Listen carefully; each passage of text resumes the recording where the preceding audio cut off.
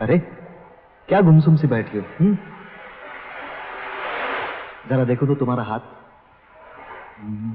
अरे बहुत लंबी उम्र है, 80-90 साल।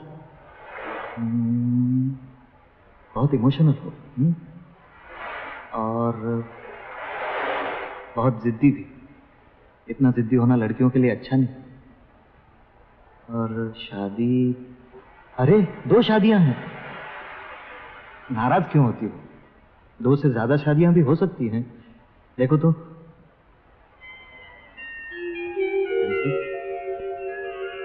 क्या बात है नैन्सी? नैन्सी, क्या हुआ नैन्सी? नैन्सी, बताओ तो प्लीज। टोनी, मैं तुमसे कुछ कहना चाहती हूँ। हमारी ही ऑफिस का एक लड़का था, पीटर। मैं पीटर को चाहती थी, पीटर भी मुझे चाहता था। कम से कम मैं तो यही जानती थी। फिर क्या हुआ? फिर एक दिन मैं बस से वापस आ रही थी। ऑफिस से जल्दी चली आई। तबीयत नहीं लग रही थी। पीटर भी नहीं था। बस में देखा, मेरे सामने वाली सीट पर पीटर है और साथ एक लड़की बैठी है। पीटर को नहीं मालूम था कि मैं पीछे आकर बैठी हूँ। दोनों हंसी मजाक कर रहे थे। पीटर ने यकायक मुड़कर देखा। वो भी दंग रह गया। मुझसे लड़की का परिचय कराया, जूली। मुझसे नहीं रहा गया, आंसू आ गए मेरे। जूली समझ गई। वो दोनों कुछ बातें करने लगे। फिर वो उठी। मुझे भी बुलाया पीटर ने। हम सब चाय पीने एक रेस्टोरेंट में गए।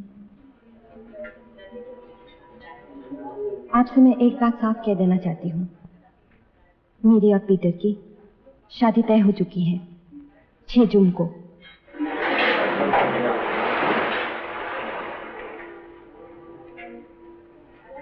पीटर, तुमने इन्हें बताया नहीं? हाँ नैन्सी, मैं जूली से शादी कर रहा हूं। शायद तुम्हें यह नहीं मालूम, मैंने अपनी नौकरी छोड़ दी है। पहरेदारी से दूसरी नौकरी में जा रहा हूं।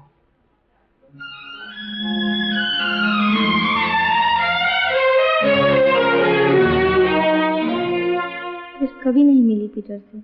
आज 5-6 महीने हो गए। घर में मालूम है?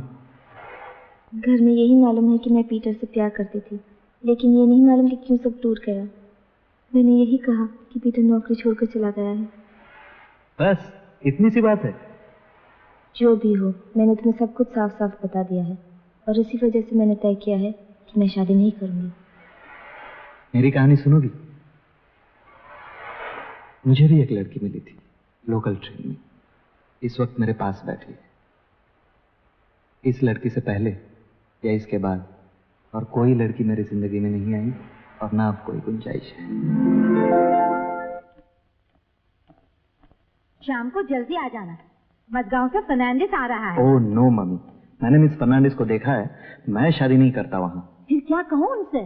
कह देना मैं और 3-4 साल शादी नहीं करने वाला। ठीक है, यही कह दूंगी। पता नहीं तेरे डैडी क्यों सब लोगों को घर में बुला लेते हैं।